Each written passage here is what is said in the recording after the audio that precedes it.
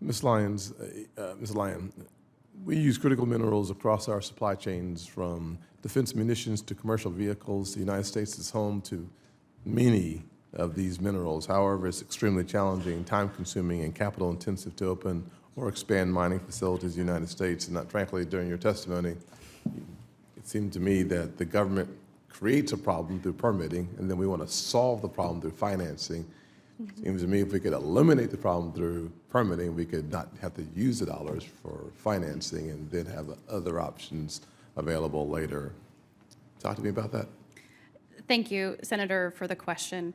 You're absolutely right that we have a problem of the left hand of government not always knowing what the right hand needs. And part of the value for us of the Defense Production Act, when we were 6 years into our permitting process, for which we were spending an average of $2 million a month to get through as a single asset company, we were stuck.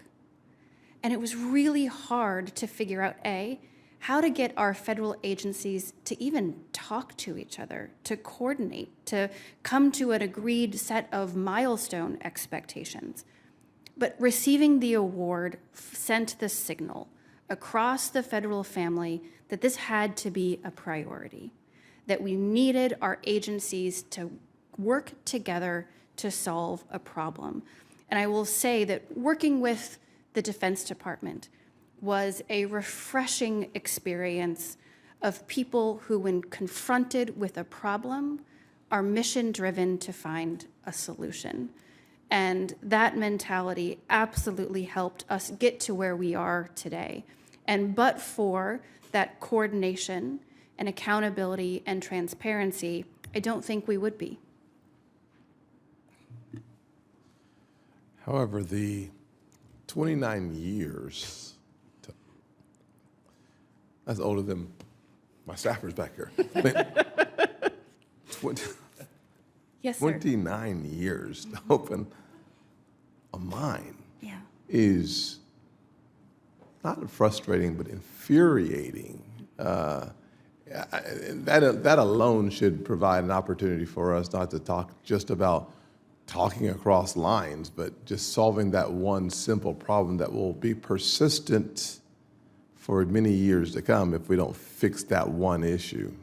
Yes, sir. That 29-year time frame is the second longest in the world, second only to Zambia. I have full faith in this country's ability to do great things, but this is not one of them right now.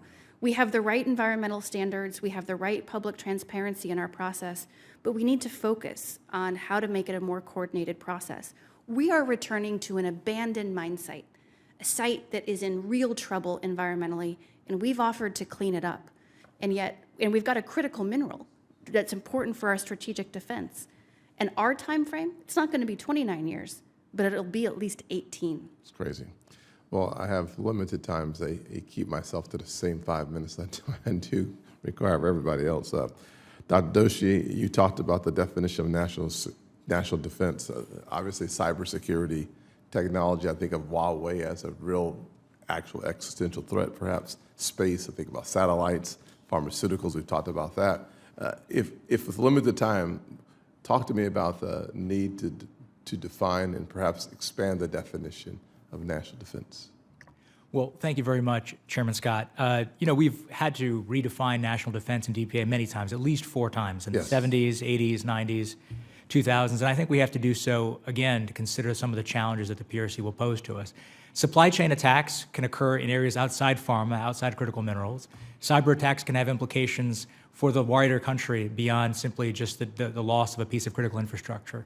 I think expanding the definition could be done in multiple ways, sir. One way is to list out scenarios that we want to plan against. Another is to list domains, as we have in the past, like space, that we want to make sure we're defending in. And another would be to offer tiered justifications. If this, then DPA can be activated, which should allow us to address some of the concerns Senator Moreno raised about the excessive use of DPA, hopefully depoliticize it. And I guess my answer, sir, would be definitions can help depoliticize the term. Thank you. I'll return my 15 seconds, and Senator Kim, you're next.